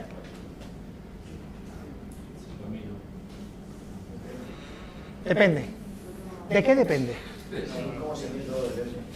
¿Y de qué depende? Y así podríamos hacer la canción completa. Venga, va. ¿De qué depende? De la gravedad. De la gravedad de la tiza. La gravedad existe, por eso la tiza cae. ¿Cómo que la gravedad? ¿De qué gravedad? El nivel, o sea, ¿El nivel de qué? Lo que tú entiendas por ensuciar o por... Es decir, ¿esto es ensuciar? Sí. Lo que tú entiendas por ensuciar mucho... Ese es un buen ejemplo. Eso es ensuciar, ¿no? ¿Y esto? También. ¿Y esto? No se ha partido en nada. ¿Eso es ensuciar? No vale. No vale que todo es subjetivo. Es decir, teóricamente hay un tipo que es el que aplica la ley, y es el juez. Y teóricamente puede serlo tú dentro de poco. Entonces, no vale, no vale. No vale, no vale que sea subjetivo. Me tienes que decir cómo tienes que pensar. Me tienes que decir cómo lo tienes que hacer. No vale, bueno, ¿según qué? Dímelo. Y es fácil, está tirado, coño. Claro que es ensuciar, no me jodas, claro que es ensuciar. Decidme por qué. ¿Por qué qué? Porque está sucio. Muy bien, perfecto. Tú, macho, eres el rey de las definiciones con la palabra. Es fácil. ¿Por qué es ensuciar? Pero si estás pensándolo bien. Lo que pasa es que no lo expresas bien. ¿Por qué es ensuciar? ¿Por qué? Porque estás manchando la clase. Mancha es estar sucio, no vale. ¿Por qué es ensuciar? ¿Por qué? Estás colocando cosas sobre algo que tiene que estar negro. Muy bien, algo que nada. Tú no vale. Tú, ¿por qué es ensuciar? Porque estás haciendo una acción que le está llevando a un resultado que es que está sucio. Muy bien, sí. ¿Por qué es ensuciar? Me lo estás definiendo circular. Es fácil. ¿Por qué es ensuciar? ¿Cómo? Porque le va a tocar limpiar a la limpiadora. Porque le va a tocar a otra persona. ¿Qué es lo que quiere evitar la norma matar a otro? ¿Qué es lo que quiere evitar la norma violar? ¿La norma violar quiere evitar que el tipo de Rumanía se ponga encima de la muerta? Pregunta. No. El tipo de Rumanía no está violando ni abusando sexualmente. Está siendo un cerdo. La norma no pretende evitar que el tipo de Rumanía sea un cerdo. La norma de abuso sexual pretende realizar que un tipo se ponga encima de una mujer que tiene libertad sexual, no de una mujer que está muerta. Por tanto, no hay nada. Y eso lo veremos en la tipicidad. ¿Esto es ensuciar? Sí. ¿Porque qué pretende evitar? Que la mujer de la limpieza venga ahora y diga, ya está otra vez el tonto de penal. Nos vemos la semana que viene.